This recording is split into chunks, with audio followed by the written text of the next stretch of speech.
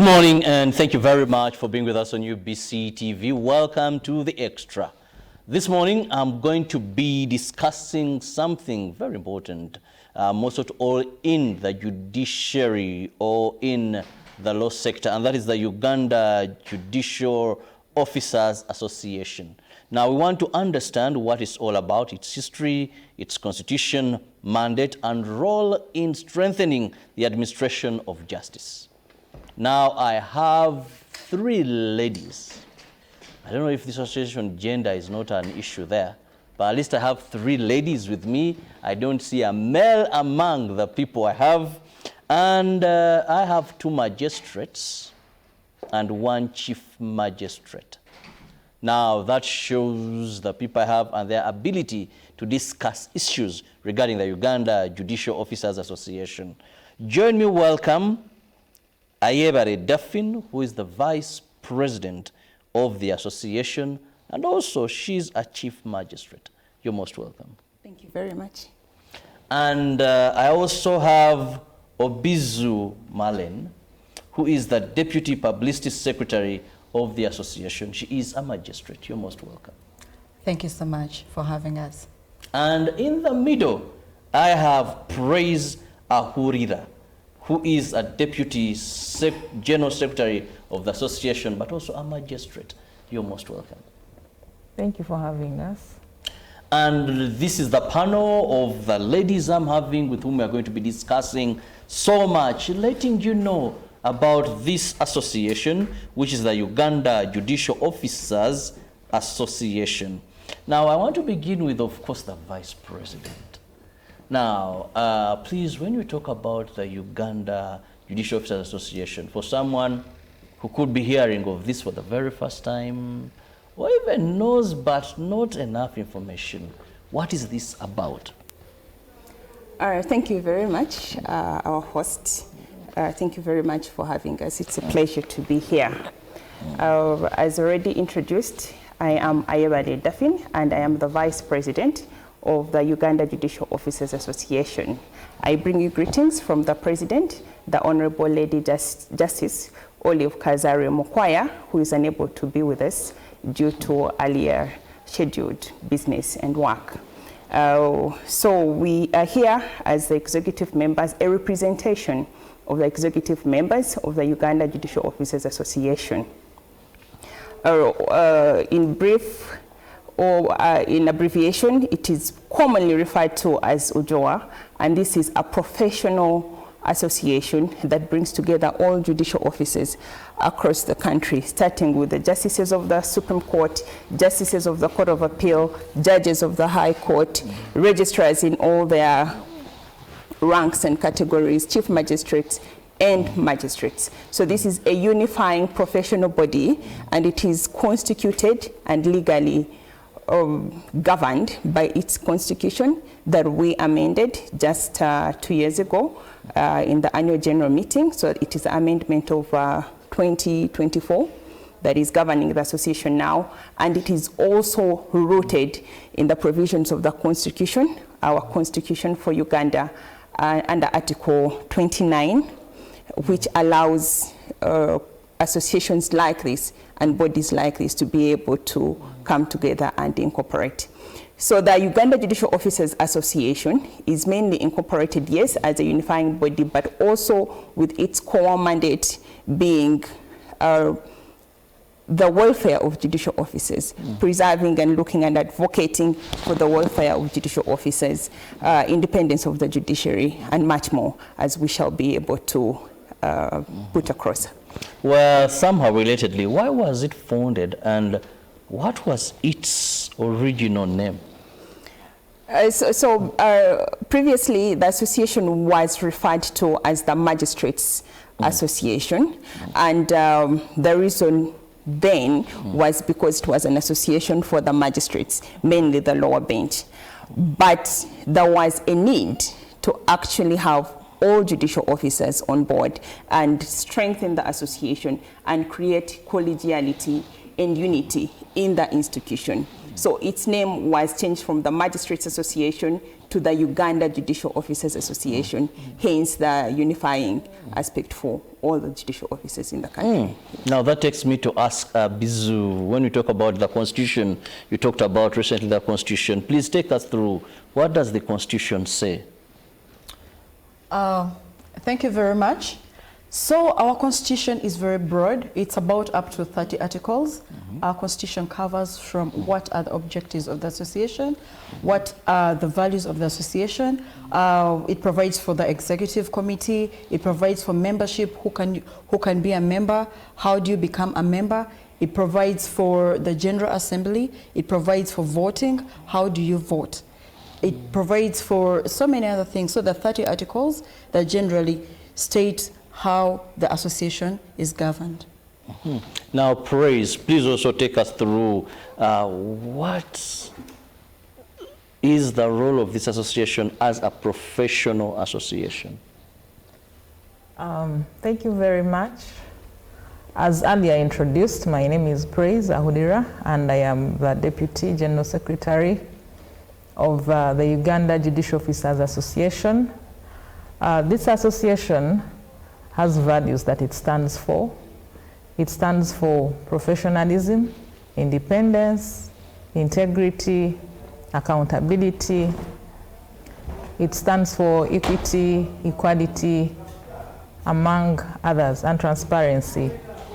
So the main mandate of the association is to safeguard the judicial independence and the rule of law, and to also protect the interests and welfare of its members. That is basically the main mandate of the association, though there are many other objectives, but among others, those are the objectives.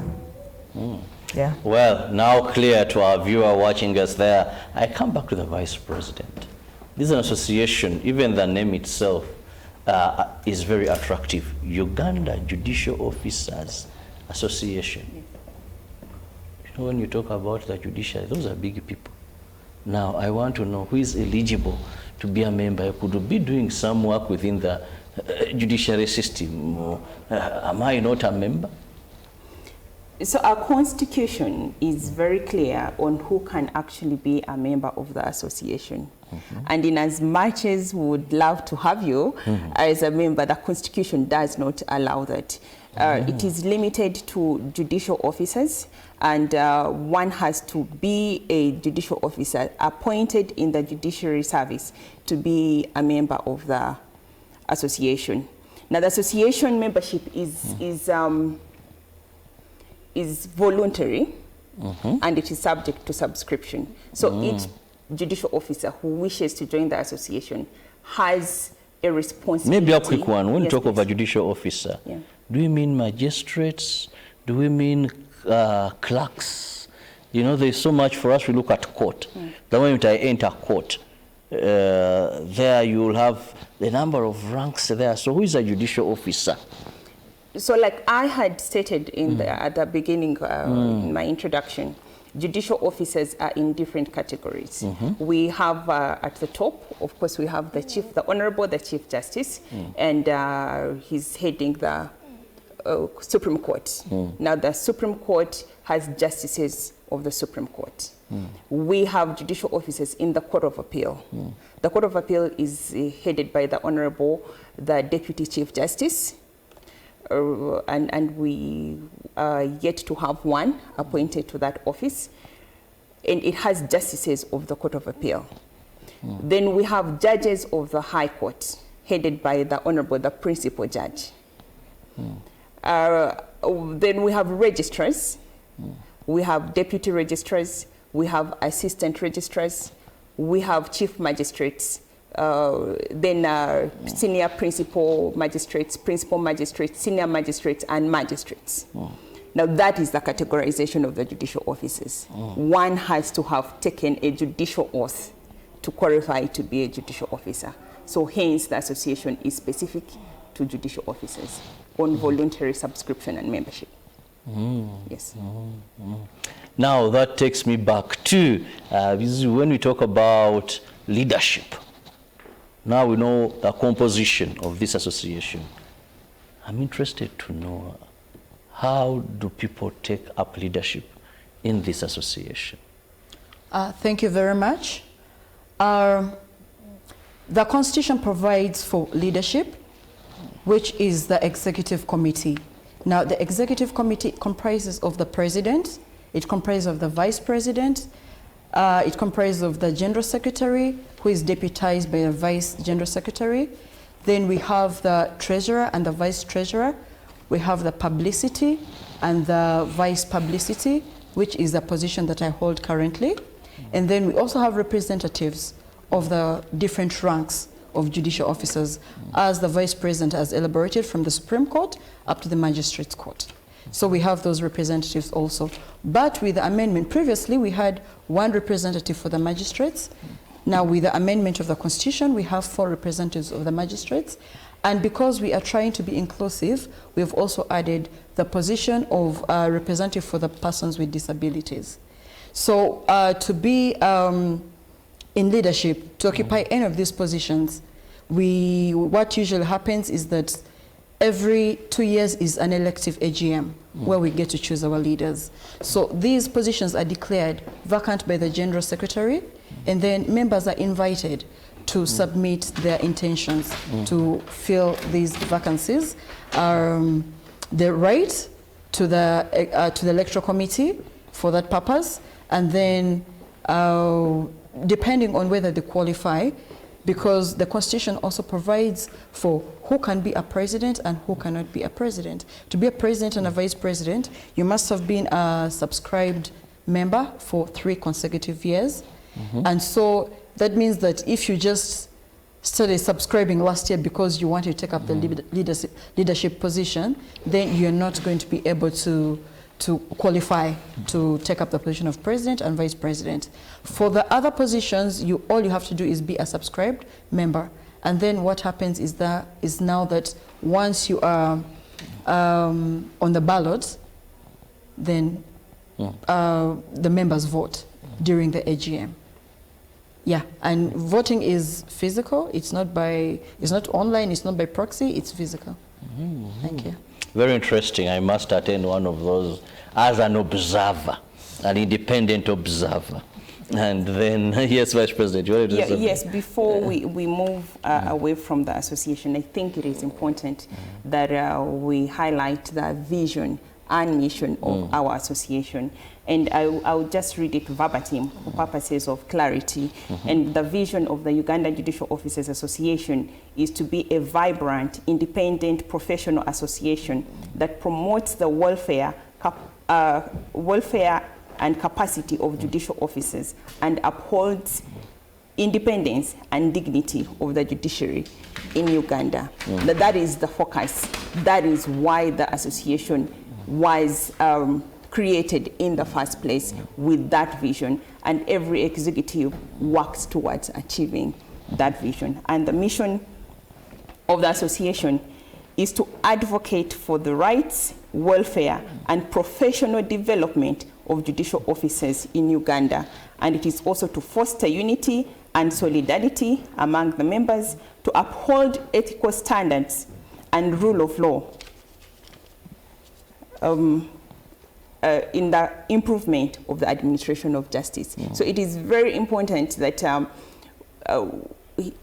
Worship Obizu was just mentioning that the leadership and how UJOA leadership is elected and the qualification. But every leadership of UJOA has the duty and the burden to align itself to the vision and mission of the association in all its activities, in all its programs. These are core. Yes. Now, this takes me to praise. You've talked about promoting welfare in terms of professionalism and all that. Praise, how is the association doing its core mandate? For example, promoting welfare of judicial officers. Thank you very much. as I earlier said, one of the mandates of the Uganda Judicial Officers Association is ensuring the welfare and interests of the members who are the judicial officers. And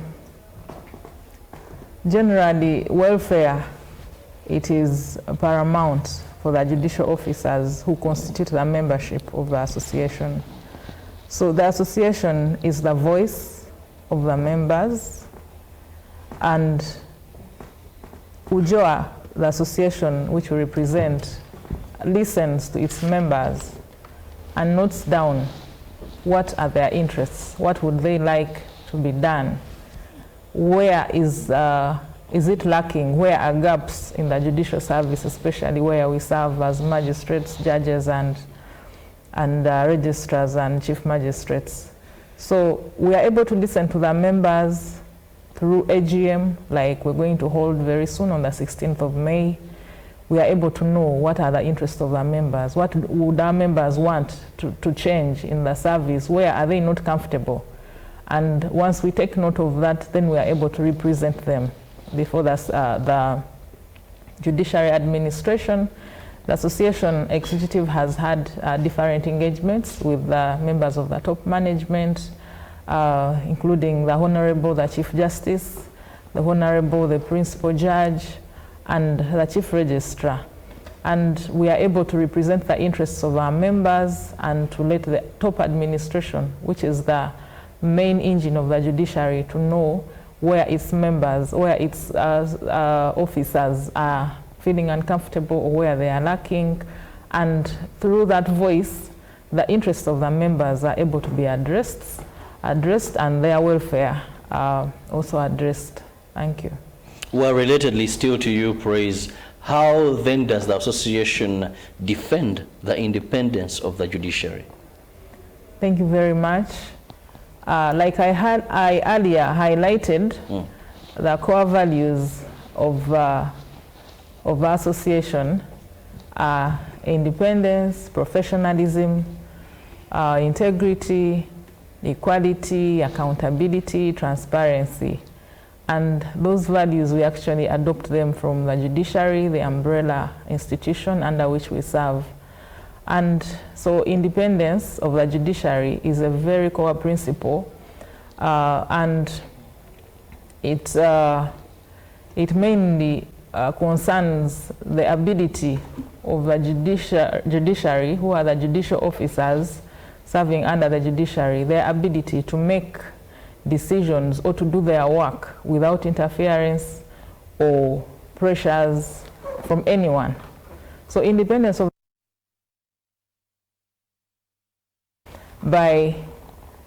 through empowering its members, the members of the association who are the judicial officers, by empowering them and emphasizing the values that I highlighted earlier, transparency, accountability. Those values support the value of the core value of independence. And the judicial officers, when empowered, are able to decide, are able to take a strong stand and courageous to do their duties without fear or favor or ill will, as it is in the judicial oath. Also, if you look at one of the objectives, if I can highlight it and quote it verbatim, the second objective is to partner with the judiciary administration in identifying budgetary priorities. So currently we are very lucky that the judiciary is independent in as regards the budgeting and planning for the institution under the Administration of the Judiciary Act. So with that power of being able to plan and budget, we have that independence, knowing that we can plan, the judiciary can plan for its judicial officers, for its their emoluments, their allowances, and so their welfare is ensured. And I can assure you that once the interests and the welfare of the judicial officers are served, that independence is automatic. The judicial officers are able to do their work without any interference, either from persons or from any institutions. Thank you. Well, very interesting indeed why you should be a member. It is voluntarily, but I don't think if you're a judicial officer, it would be wise of you not to be a member of such an association. Now, we've talked of the issues it is addressing. I want to bring in here, Daphne, what are the outstanding welfare challenges facing judicial officers that you believe really this organization, this association will handle, but also that require to be handled? Well, thank you very much. You know, welfare is central and a pertinent issue, like how Worship Praise has indicated, to independence of the judiciary. Now, before I dive into welfare, I just wish to state, in addition to what she has stated and noted, that the judiciary is one of the arms of government. We have the executive, we have the legislature, and we have judiciary. Judiciary is governed under the Administration of Judiciary Act, and it gives it the independence in how the affairs of the judiciary are run, in its management, and in its budgeting processing. Now, it is very important that the independence, that UJOA takes interest and has always taken interest in the affairs of the members in as far as judicial independence is concerned. Judicial officers should be able to deliver decisions and deliver justice and uphold the judicial oath without any form of intimidation, without any form of interference, either from members or any institution or any government entity for that matter, or individual persons. So the decisions of judicial officers should be independent in as far as they perceive the facts and the law for any given case. Now, that stated, for judicial officers to be able to do that, they need to be, their welfare has to be taken care of and has to be critical. Now, I wish to first of all thank the administration of judiciary, the top administration of judiciary, for they have received the concerns that we have taken to them. Like it has been stated, we have had civil engagements with the administration and key stakeholders, and they have received our concerns with positivity. Now, we believe that the concerns that we have put to them are going to be addressed, especially with the changes. We have the Magistrates Court Act that has been amended, and I will talk about it later. But now the challenges that are facing judicial officers in as far as welfare is concerned, one is the issue of salary. Salary remuneration is very key, because judicial officers, according to our Judicial Code of Conduct, we are barred from doing business. So a judicial officer solely depends on the salary. We have encouraged farming because farming is not contentious.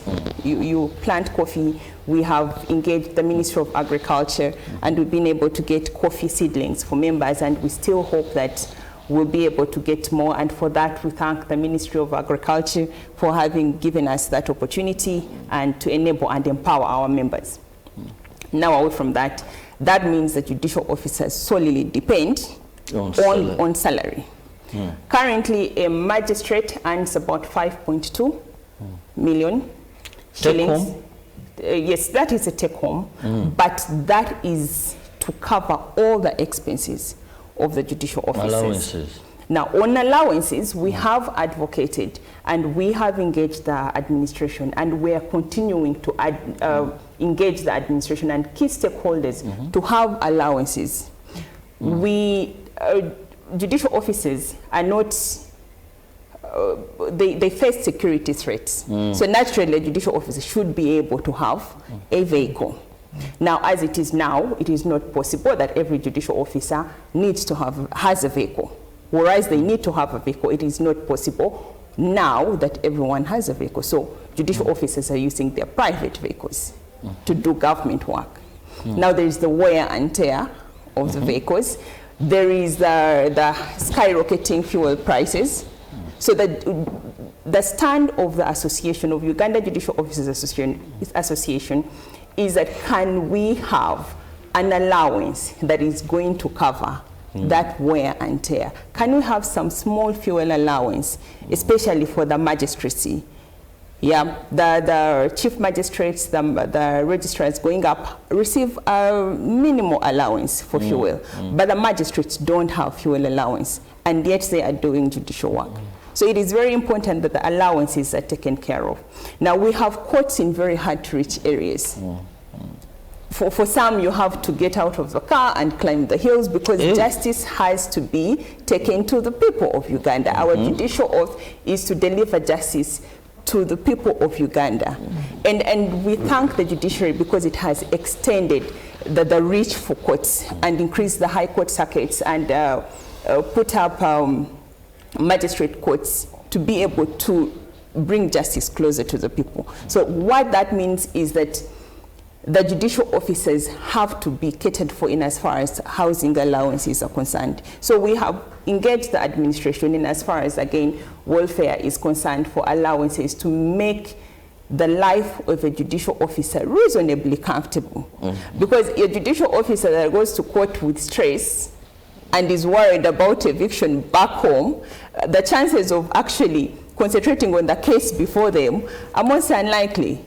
So it is important that the judicial officer is reasonably, we are not asking for too much, we are just saying, can we have reasonable cover for the judicial officers? And the top administration has been receptive. They have received our concerns positively, and we have the hope that they are going to be addressed. Now again, before I take leave of that, I had mentioned earlier that we have had amendments in the Magistrates Courts Act. What that means is that before the jurisdiction of the magistrates was 20 million. That means they will handle cases. For example, land, it has to be land valued at 20 million. If it is a civil case, a claim, it has to be 20 million. That is what we call the pecuniary jurisdiction. This has been enhanced to 100 million. That is fourfold more jurisdiction than they were handling before.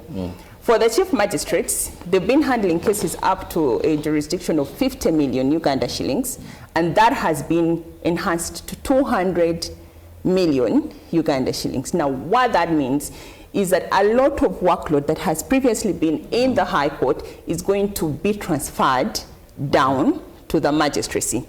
Now, I just wish to quickly point us to, and that will take me to the issue of welfare. Yeah, I want to just quickly read through and cite something, a statement from the report of the Parliamentary Legal Affairs Committee in as regard to the effect of the amendment. So the committee noted that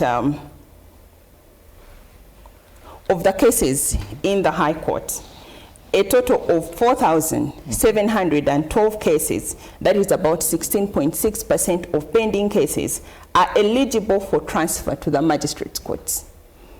Quite a number. That's quite a number. And among the transferable cases is 1,462,000. This is about 17.8% of the total backlog that is facing the judiciary now. Now, we have had a reduction in the case backlog per the 2024-2025, the annual, according to the annual performance report of the judiciary. Now we have seen a reduction in case backlog. But what this means is that we're going to have a lot of cases go down into the magistrate courts, and yet that is increased responsibility, more workload, more threats to security, because if I was handling a case of 20 million, now I'm going to handle a case of 100 million. That means that there is more threat to me as a judicial officer, naturally, as opposed to when I was handling a case of 20 million. So our position as UJOA or as executive members, and more so as judicial officers first, is that can we have the remuneration, the allowances of judicial officers visited and enhanced to enable them take on this extra load of work. And even for the high court cases, because now the lower courts, the magistracy has about averagely 92% clearance rate of cases. That is good. Yes, so that means that we're going to have many cases being disposed of quickly. Justice is brought closer to the people. The case backlog is reduced, and that will enable us as judicial officers deliver our core mandate of justice delivery to the people of Uganda. So, but we are saying, can we have this reflect in the remuneration, in the pay, mainly to secure the welfare of judicial officers? Well, very interesting there. We had an amendment, and of course, in terms of value, in terms of money, more cases were brought now down to the magistrates' court. And just like the vice president has said of the association, that more money is because more load is coming up. And definitely you need more money. Now, in the interest of time, allow me go to the Uganda Judicial Officers Association's week. And here I want to bring in Marlene. When we talk about this week, what is that? Thank you so much. So this particular week starting today up to Saturday is dubbed the Ujua week. Why do we call it the Ujua week? It is a week that we have decided to speak to our people, to engage with our members, to talk to them, and also to basically engage with them through various activities, starting with this talk show. Because this talk show is not just to the judicial officers, but also to the public. So this week, we're looking at what can we do to be able to, talk to our people, engage them, and excite them towards the AGM, which is coming up on Saturday. So starting with this talk show, which is ending, I think, at 10. It is the first activity for the week, which defines the Ujua week. Then secondly, we are going to have the Ujua dialogue series. We've been having this series for the last, I think, even before some of us came on the executive in 2024. This dialogue series have been going on. So this week we're having the dialogue series on Wednesday at 6 p.m. and we shall be having the electoral committee, which is headed by our Honorable Justice Amy Mugabo Vincent. He's the senior resident judge of Fort Portal High Court Circuit. So he's going to talk to us about the mandate of the electoral committee, because the people who have joined judiciary recently, maybe less than 2 years ago when we were voted into office, they need to know what to expect during the AGM, because this is an elective AGM. So they're going to talk about the mandate and what to expect on that day. And then also we have aerobics on Friday, scheduled for Friday, because judicial wellness is one of the things that we take very seriously. Last year we celebrated the International Day of the Judicial Well-Being, just to commemorate, you know, what wellness means to the judicial officers. We sit very long hours in those chairs. You come to work because by 8 you're supposed to be in office anyway. So you're seated. When you go to court, you're seated, listening to cases the whole day, and then 5 p.m. is when you get to go home. You're sitting in a car going home. So the time to work out, to exercise is not there. So we're trying to take it very seriously. The good thing is that, and I want to applaud the Judiciary Top Management, because they have made it now a policy that Wednesdays and Fridays are days for workout at the Judiciary Headquarters. So we embrace that, and this particular Friday, 5 p.m., we're going to have aerobics at the Supreme Court compound, and we're inviting all judicial officers to come, and let's come and exercise, keep fit, and get to interact with each other, because you know that we are spread all over the country, and it's not possible for us to always meet. And then the last of it is the AGM, which is on Saturday, 16th. It will be at the conference hall at the Supreme Court, and it is an elective AGM, as I had stated earlier. During the AGM, we expect a lot of things. We're going to expect reports from the Treasury, reports from the Presidency, and then reports from publicity. And then we are going to expect also the elections to be conducted on that day. So that is generally the summary of what the Ujua Week is all about. Very interesting, a number of activities there, including the health of judicial officers. that I've loved so much. Of course, remember, this association, you have to be a judicial officer, so don't run there to exercise because you're seeing judicial officers exercising. Now, this brings me to, let me see who will do this for me that way I want it. Praise. Now, a young judicial officer, how can he join? Second, also, what does he stand to benefit, or she? Thank you so much.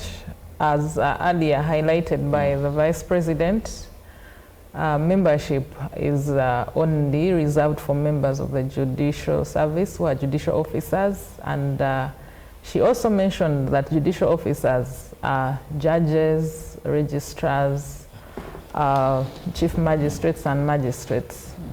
So it is very important that any person serving as a judicial officer joins the association. It is the only association for the judicial officers. And as you may know, by virtue of the kind of job that we do, as our Chief Madden has mentioned, we reach office at 8, we sit all the time in court, listening to people's disputes and conflicts and problems. And so we are prone also to stress and depression. So this is the only place where we meet. If you may also know, we also don't meet anyhow in bars and bufundas. So this is a place where we associate. The association is the place for us to have fun and express ourselves. So that is one of the greatest benefits for the members, especially the young judicial officers. It is also very good for networking because as we have mentioned, the association comprises of all cadres of judicial officers, from the judges of the Supreme Court to Court of Appeal to High Court, to the registrars and chief magistrates. So it is under this forum that we are able to network. We are able to rub shoulders with our senior colleagues from the Supreme Court. We are able to make friends. We are able to meet our peers and also our mentors. We have mentorship under the UJOA Association because it is the forum where we meet and speak freely. When we meet under UJOA, we leave all the titles aside, and we're able to interact now as colleagues. Madden has also informed us that we have activities like the dialogues. Those are enjoyed by, of course, all judicial officers. But for us who are members, we are able to participate again at another level. We moderate. So it is very important for networking. It is very important for exposure because it is the only forum where judicial officers meet and know each other.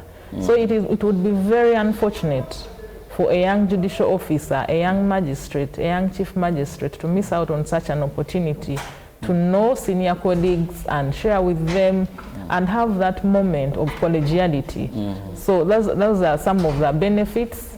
And of course, as I earlier stated, the association is the biggest voice of the members. It is only through UJOA, through this association, that our interests, our desires, or our discomforts can be known. Otherwise, if we don't join the association, then we are unable to speak and we are unable to the association cannot represent our interests better. So I end with a call to all the judicial officers in all parts of the country. Like our Chief Daffin has mentioned, we serve all over the country. There are people in very hard to reach areas. There are people who use ferries to cross over to Ntoroko. So it is very important that they set time apart, subscribe and join the association so that we can have one big voice for the interest and welfare of the members, and above all, for the better service of justice to the people of Uganda.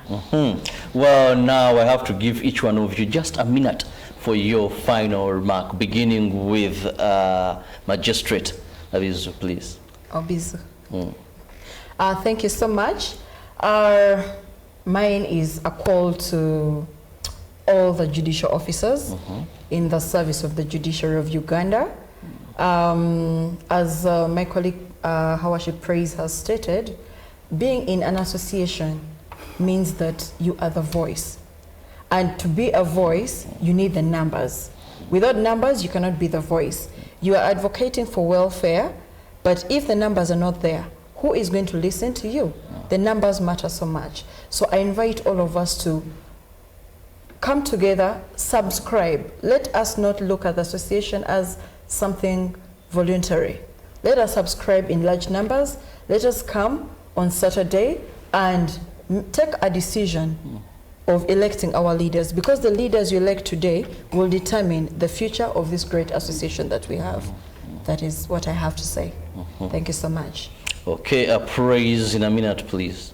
Thank you so much. I wish to extend my appreciation to the Judiciary Administration, the umbrella under which we serve, because it is only because we belong to judiciary that we are judicial officers, and so also to thank them for the support they have given to our association.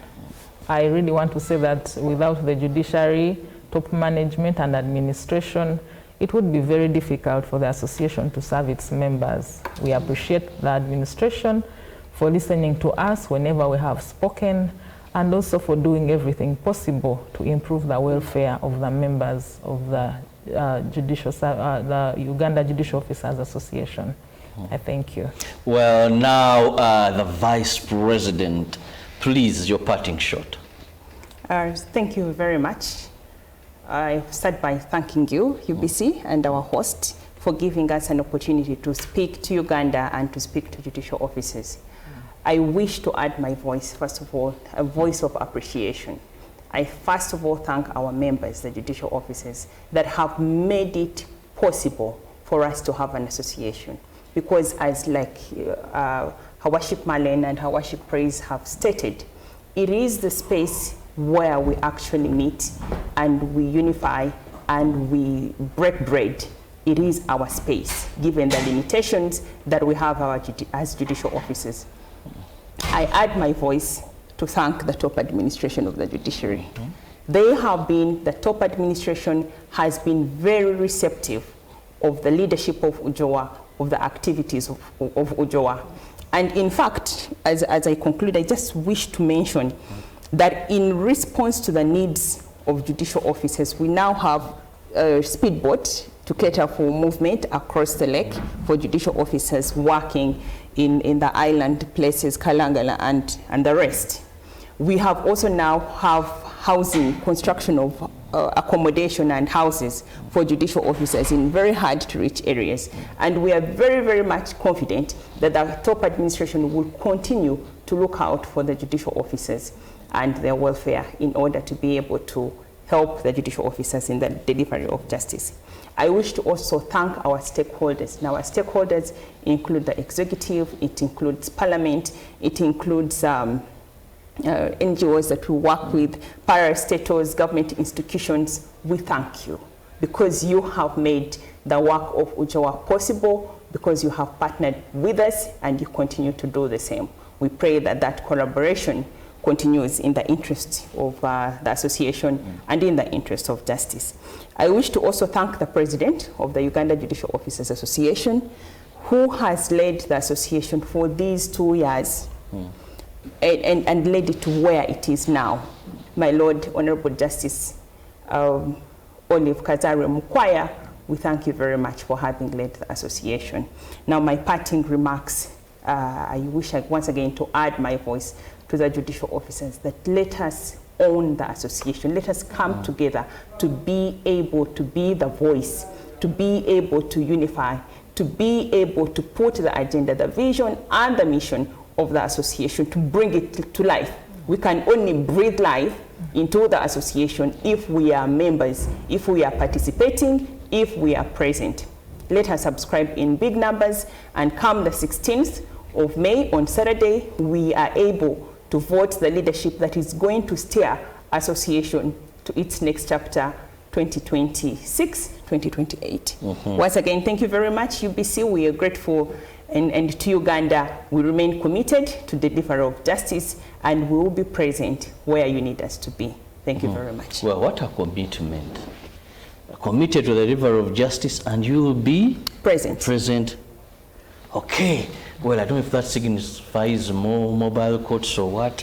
We want to see and feel justice, not just listen or hear about justice. Absolutely. That brings us to the end of this show. Have the best of your day. God bless you. Keep it with us. See you tomorrow.